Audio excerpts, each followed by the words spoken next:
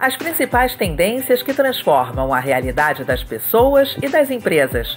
Está no ar o podcast Lab de Tendências, da Casa Firjan. Fala pessoal, eu sou o Yuri Campos e hoje a gente vai falar sobre por que as Olimpíadas são, além de um grande evento esportivo, também uma plataforma global para inovações tecnológicas. E essa edição, claro, com diversas novidades muito interessantes focadas em inteligência artificial. A gente também vai falar sobre por que o seu próximo chefe pode ser um robô, além das últimas notícias relacionadas aos impactos ambientais da inteligência artificial. E quem está aqui comigo para abordar essas questões é a Isabela Petrocílio, pesquisadora do Lab de Tendências e conhecida de muitos de vocês de episódios anteriores aqui do podcast. Tudo bem, Isa? Ei, Yuri, tudo certo. Não tem como a gente começar um papo nesse momento sem falar das Olimpíadas de Paris, que são o assunto do momento, né? E a gente sabe que o esporte é uma das áreas que cada vez mais está se beneficiando com os avanços da tecnologia. A gente vê isso desde os materiais que estão sendo usados nas roupas, né, até os equipamentos, que muitas vezes começam no esporte, esses avanços, né, e depois eles passam a ser usados pela gente no cotidiano. E um dos grandes pontos de destaque das Olimpíadas desse ano é o uso da inteligência artificial. E essa novidade ela faz parte de um compromisso do Comitê Olímpico Internacional, o COI, é a Agenda Olímpica de IA. E esse documento ele informa que a inteligência artificial ela pode ajudar a desenvolver o esporte por meio de 5 pilares. Começando aí pelo apoio aos atletas, trazendo uma prática esportiva mais justa e segura, a igualdade de acesso dos países membros aos benefícios da inteligência artificial, a otimização das operações com foco na sustentabilidade, maior engajamento com o público e maior eficiência da gestão do COI e dos esportes. Além desses pontos importantes, a inteligência artificial está também favorecendo outros processos aí ao longo das Olimpíadas, por exemplo, a realização de cortes automáticos, transcrições e traduções das entrevistas, além de legendas em tempo real. Uma coisa que eu vi também que eu achei legal é como eles estão usando inteligência artificial generativa, eles desenvolveram até um Atlete GPT, que é para orientar os atletas ali na Vila Olímpica, que é gigante, a se locomoverem ali pelo espaço, né? E uma outra iniciativa que eu achei muito interessante, que não é necessariamente das Olimpíadas, né, mas é de uma empresa que está cobrindo, é da emissora americana NBC, que vai desenvolver um canal de transmissão para criar conteúdos personalizados para cada um dos seus assinantes, usando um deepfake, olha aí, do apresentador Al Michaels. Para quem não conhece, ele é um dos locutores de esporte mais famosos do mundo, dono do jargão Do You Believe in Miracles?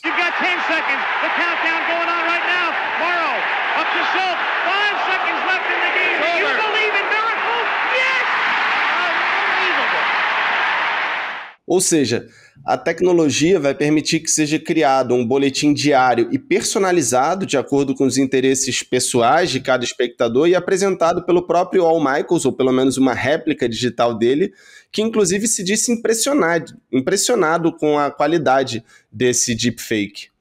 Esse recurso, que está sendo chamado de Your Daily Olympic Recap, vai aproveitar as milhares de horas de cobertura ao vivo dos Jogos de Paris usando um grande modelo de linguagem, ou um LLM, um Large Language Model. Quem já ouviu aqui os episódios anteriores sobre inteligência artificial certamente conhece esse conceito, né? E esse LLM vai analisar legendas e metadados para resumir clipes da cobertura das Olimpíadas da NBC e, em seguida, adaptar esses resumos para se adequarem ao estilo característico do locutor. Esses textos vão alimentar um modelo de inteligência artificial de voz que foi treinado para aprender as pronúncias e entonações do Al Michaels, e a NBC diz que deve chegar a quase 7 milhões de variações personalizadas desses recaps, e é interessante ressaltar que, mesmo assim, ainda vai ser necessária uma equipe de editores humanos para revisar o conteúdo antes de ser liberado para os usuários. Mas só isso, né, Yuri? A gente já vê como que a produção de conteúdo está mudando com a tecnologia que a gente tem hoje, que ainda nem chegou assim, no patamar que se espera da inteligência artificial, né? É muito embrionário, né? Você vê a primeira Olimpíada que está sendo amplamente, né, feita, coberta com o uso de inteligência artificial. Imagina como é que vai ser a próxima. Sim. A gente vai ter que acompanhar, vamos ter que fazer essa próxima cobertura também. Daqui a 4 anos a gente volta aqui. E uma outra coisa interessante que também está sendo feita com inteligência artificial é a captação de dados biométricos dos atletas. Isso já acontece, a Liga de Futebol norte-americana tem práticas semelhantes, né? E isso está também ganhando um novo patamar atualmente. O que está acontecendo é que agora os espectadores também podem acessar as informações sobre o desempenho dos competidores e detalhes das biomecânicas dos movimentos. A cronometragem das competições das Olimpíadas está usando inteligência artificial também para gerar gráficos de dados sobre a performance de cada atleta, e todos os competidores são rastreados durante as provas para que as suas posições sejam acompanhadas em tempo real. Então, aí para os fãs de esporte é um outro nível aí de ser telespectador, é um telespectador bem mais informado. E você falando isso, Isa, eu fico pensando, imagina essa tecnologia sendo usada para medir o nosso trabalho, né? Fazendo a mesma coisa nas empresas. Usar a inteligência artificial para gerir processos e monitorar pessoas não é necessariamente algo novo, mas é algo que vem se desenvolvendo juntamente com, né, os avanços da inteligência artificial. Então, será que um dia a gente vai ser gerido por um robô? Desde novembro do ano passado, uma empresa de marketing dos Estados Unidos começou a utilizar um gestor autônomo de inteligência artificial desenvolvido pela empresa norte-americana Inspira. Esse gerente de inteligência artificial auxilia os funcionários da agência que trabalham remotamente em horários flexíveis a definir os seus horários e planejar a carga de trabalho com antecedência. Verifica a cronometragem do trabalho dos funcionários, envia lembretes de prazos e mensagens regulares de check-in e registra o tempo gasto em diferentes clientes para que eles possam ser cobrados com precisão. Não é muito diferente do que está sendo feito com os atletas, né? Sim, é. E essa inteligência artificial também faz sugestões para melhorar a redação do texto escrito, responde dúvidas relacionadas ao trabalho e atualiza automaticamente o andamento do trabalho dos colaboradores. Segundo o diretor executivo dessa empresa, a mudança para um gestor de IA não só reduziu os seus níveis de estresse enquanto gestor, mas permitiu que seus funcionários trabalhassem mais rapidamente e fossem mais produtivos. Aí o interessante desse case, né, que eu trouxe é que essa empresa faz parte de um estudo que foi divulgado esse ano, conduzido pela Inspira, né, que é a empresa que desenvolve esses softwares de gestão de inteligência artificial, junto com a Universidade de Colômbia, a Universidade Estadual do Arizona e a Universidade de Wisconsin, para comparar o desempenho do gestor de inteligência artificial com um dos seus equivalentes humanos. E os participantes desse estudo foram divididos em 3 grupos. Um foi treinado por um gestor humano, o outro por esse software de gestão de IA e o último grupo por um gestor humano junto com um software de inteligência artificial. E o que o estudo observou é que o gerente de inteligência artificial teve praticamente a mesma efetividade nos quesitos: fazer com que os funcionários planejassem antecipadamente seus dias de trabalho e que logassem na hora certa.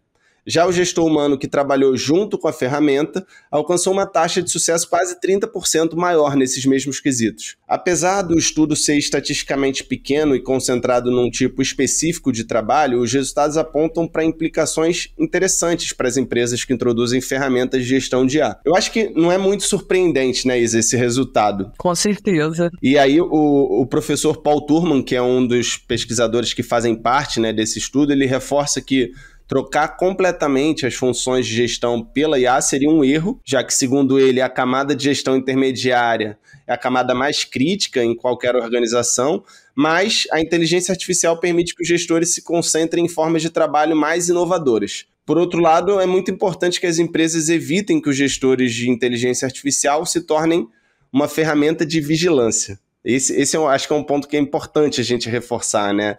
Essa é uma grande polêmica que eu acho que ainda vai... Enfim, acho que a gente ainda vai discutir muito nos próximos anos. Um outro ponto de alerta colocado aqui pelos pesquisadores do estudo é que quanto mais você automatiza e mais remove pessoas do seu negócio, sim, você vai reduzir os custos, mas você também pode tornar a sua empresa mais substituível. Você trouxe pontos críticos aí na sua fala, né, Yuri, para a gente pensar esse avanço da tecnologia. Né, como que a gente trabalha com a inteligência artificial e não a máquina contra o humano, né, que é uma grande polêmica, e essa vulnerabilidade, esses riscos aí com esse tanto de dados automatizados também. E agora imagina isso numa fábrica totalmente automatizada. é o que está acontecendo com as novas linhas de produção da Xiaomi, que é uma das empresas que mais vende smartphone do mundo. A empresa diz que o sistema que eles produziram, né, nessa fábrica 100% automatizada é inteligente o suficiente para avaliar e resolver os problemas, além de otimizar seus próprios processos e melhorando aí com isso fluxos, realizando o gerenciamento digital do cenário completo ali da fábrica, desde a aquisição da matéria-prima até a entrega. E essas fábricas totalmente automatizadas, elas já existem há algum tempo, mas o diferencial, e no caso da Xiaomi, é que eles podem levar as coisas a um novo nível, porque se diz que esse cérebro de inteligência artificial da fábrica, ele desenvolve e otimiza os seus processos de forma autônoma ao longo do tempo. Então, ela vai evoluindo, né, a sua própria tecnologia, o que é um tanto surpreendente. Vamos para o nosso último bloco, que é sobre desafios ambientais da inteligência artificial. A gente vê que a inteligência artificial tem aumentado muito as emissões de gás carbônico, tem aumentado muito a degradação climática a partir do alto recurso que ela necessita para que esses modelos, né, esses LLMs que a gente já citou aqui, necessitam para serem treinados. E aí tem uma notícia recente também, desse ano, que diz que a pegada total de carbono da Microsoft, olha aí a Microsoft de novo, cresceu quase 30% desde 2020 por conta das emissões provenientes da construção de data centers para atender essas crescentes demandas por inteligência artificial. E essa é uma discussão central, né, Yuri? A caixa preta da tecnologia, o que está nos bastidores aí? Quanto de impacto físico, isso que parece tão etéreo, né, que a gente fala, vou colocar os meus dados na nuvem. Essas nuvens que a gente usa e tudo isso demandam, né, data centers gigantes que têm um impacto de energia mais gigante ainda. E não é diferente com a inteligência artificial, e isso nos remete a um outro caso que foi também recente, que é o do Google, né, que informou que as suas ações ligadas à inteligência artificial trouxeram um aumento da demanda da empresa de energia e aumentaram em 13% as emissões corporativas. As emissões corporativas são o quê? Né? A quantidade total de emissões de gases de efeito estufa que são produzidas aí por todas as movimentações da empresa, operações, cadeia de suprimento, produtos, serviços. E o Google ele fez alegações climáticas um tanto questionáveis ao longo dos últimos anos e ele está enfrentando desafios cada vez maiores com relação a essa energia que ele usa para a inteligência artificial, que cada vez pede mais energia, né? No novo relatório que eles lançaram de sustentabilidade, está falando que a empresa não está mais comprando créditos de carbono e que recuou também da alegação de que já havia alcançado a neutralidade de carbono nas suas operações alguns anos atrás. E o Google seguiu por outro caminho, né, informando que está se concentrando em acelerar uma série de soluções, como, por exemplo, o financiamento de desenvolvimento de maneiras mais caras, mas possivelmente mais confiáveis aí, de retirar esses gases de efeito estufa da atmosfera por meio de máquinas de captura direta de ar ou outros métodos. E por que é importante a gente ficar ligado nisso, né? Porque a expectativa é que esse tipo aí de investimento, como o Google está fazendo agora, vai ajudar a gente a ver a consolidação de um novo setor, que é essa indústria aí de remoção de carbono. Então, é importante que a gente fique atento aí para as próximas décadas do que vem de novidade em termos de recursos para mitigar esses impactos climáticos. Inclusive, a gente tem bastante conteúdo sobre isso, sobre mercado de carbono. A gente já fez alguns aquários, né? Que, para quem não conhece, a série de palestras e debates aqui da Casa Firjan, e tá tudo disponível no YouTube. Depois eu vou colocar um link, assim como também outras referências que a gente está citando ao longo da conversa na sinopse do episódio. Então, pessoal, fiquem tranquilos aí que a gente vai ter muitas referências, né, para vocês checarem depois sobre todas essas notícias que a gente está compartilhando. E diante dessa grande demanda, assim como o Google está revendo para baixo, vamos dizer assim, as suas metas de sustentabilidade, e outras empresas também estão fazendo isso, também as metas de países estão sendo revistas. Por exemplo, os planos dos Estados Unidos de aposentar a energia de carvão, que é altamente poluente e não renovável, estão sendo adiados. De acordo com o Financial Times, os principais produtores de carvão do país já moveram as metas de sustentabilidade em pelo menos alguns anos, e a empresa de serviços públicos de energia elétrica americana, a First Energy, descartou suas metas para 2030 inteiramente no início desse ano, devido a preocupações com a demanda de energia muito impulsionada, olha aí de novo, pela inteligência artificial. Segundo o jornal, isso pontua o desespero dos Estados Unidos para ficar à frente na corrida contínua da inteligência artificial contra rivais internacionais, principalmente a China, no caso, né? E para colocar a urgência da redução do carvão em contexto, em 2022, de acordo com o World Resources Institute, o carvão era fonte de 36% de toda a energia global. Até 2030, para permanecer na agenda da ONU de limitar o aquecimento climático em 1,5 graus Celsius, o mundo precisaria reduzir esse número de 36% para 4%. Você acha que a gente vai chegar lá? Acho difícil, hein? Se a gente está reativando, né, as fábricas de carvão justamente para dar conta também desse aumento da demanda de energia, né? E aí, falando de demanda de energia, só tem alguns dados que eu acho interessantes para dar um pouquinho dessa noção. Uma consulta no ChatGPT usa aproximadamente 10 vezes mais energia do que uma pesquisa padrão do Google. Então, você faz uma pergunta lá para o ChatGPT, você vai ter gastado mais 10 vezes mais energia do que se você tivesse feito a mesma pergunta para o Google. E a cada cerca de 35 perguntas feitas ao chat, há um consumo de 0,5 litro de água, segundo o estudo. Você falou aí dos data centers, né, que demandam muita energia, eles também demandam muito recurso hídrico, né, porque precisam ser esfriados. Até no episódio 56 aqui do podcast, sobre inteligência artificial, com o Alexandre Nascimento, que é um pesquisador de Stanford e da Singularity, ele disse que em termos de pegada de carbono, treinar um LLM, um Large Language Model, ou modelo grande de linguagem, é equivalente a ligar 5 automóveis movidos a gasolina e deixá-los queimando combustível até o final da sua vida útil. E aí vale destacar o potencial do Brasil, que é um dos maiores produtores de energia limpa do mundo, e por isso pode se posicionar muito bem nessa corrida, né? Inclusive, a gente está gravando esse episódio agora, hoje, dia 2 de agosto, e há 2 dias o Plano Brasileiro de Inteligência Artificial, que inclui propostas de ações para desenvolver modelos em português e treinar os brasileiros para o uso dessas ferramentas, foi entregue ao presidente Lula, e a previsão é de um investimento na ordem de 23 bilhões de reais entre 2024 e 2028. Então, uma expectativa relativamente positiva para o Brasil nesse cenário todo de desenvolvimento da inteligência artificial e demanda energética, né, Isa? Certamente, Uri. E aí, com tudo que a gente trouxe aqui para debater hoje, acho que fica o destaque aqui para a gente pensar como que esses limites da inteligência artificial são perigosos, né, da gente ultrapassar, e como que a gente determina também quais serão esses limites, esse crescimento ilimitado da tecnologia num contexto que a gente tem aí vários problemas com o clima, né, com o aquecimento da terra, com as reservas de energia, né, da onde vem, qual vai ser a fonte de energia usada, como que a gente vai aplicar isso, como que os países estão investindo, quais são os riscos de segurança para as empresas, para os trabalhadores também. Então tem muito material aí para a gente conversar ainda inúmeras vezes sobre essa pauta que não se esgota, né, e só tende a crescer. Com certeza. Inclusive é interessante porque esse eu acho que é o 4º ou 5º, né, pensando aqui por alto, né, de cabeça, episódio sobre inteligência artificial, e em cada um a gente trouxe um ângulo diferente, né, uma abordagem diferente, um impacto diferente. A gente falou sobre direitos autorais, a gente falou sobre impactos ambientais, a gente falou sobre gestão autônoma.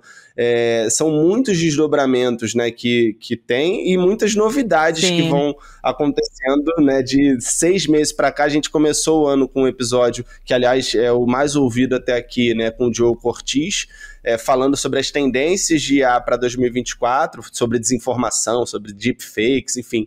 E olha quanta coisa que já aconteceu. Então, certamente vamos voltar ainda para falar sobre novas coisas relacionadas à inteligência artificial e relacionada a várias outras tecnologias, novos comportamentos, novos modelos de negócio, e o que você precisa saber hoje para estar cada vez mais preparado para o futuro. Lembrando que a gente está no Instagram, é o @CasaFirjão, onde a gente mantém a programação da casa sempre atualizada, além de compartilhar muito conteúdo bacana por lá.